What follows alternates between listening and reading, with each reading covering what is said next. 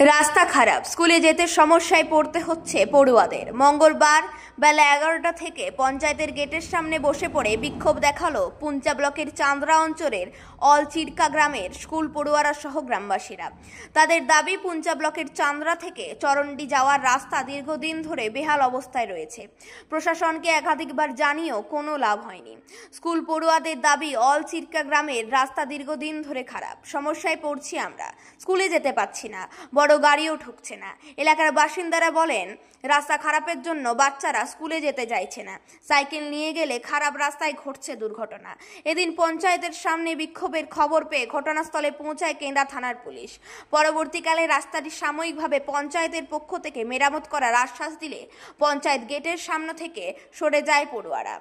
পুঞ্চা পঞ্চায়েত সমিতির সভাপতি অনিল বরণ সহিস বলেন, রাস্তাটির অবস্থা দীর্ঘদিন ধরে খারাপ রয়েছে।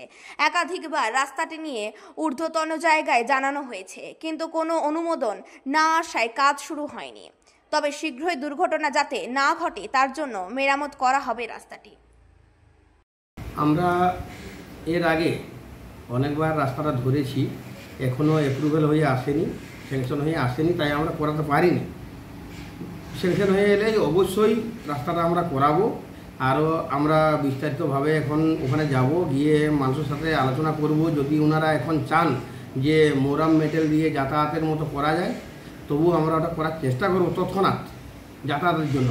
তারপর স্যাংশন হয়ে গেলেই আমরা রাস্তাটা অলরেডি করে দেব। ওনার নাম? আমার নাম অনিল বরণ সহিস, আমি এই পুঞ্চা পঞ্চায়েত সমিতির সভাপতি।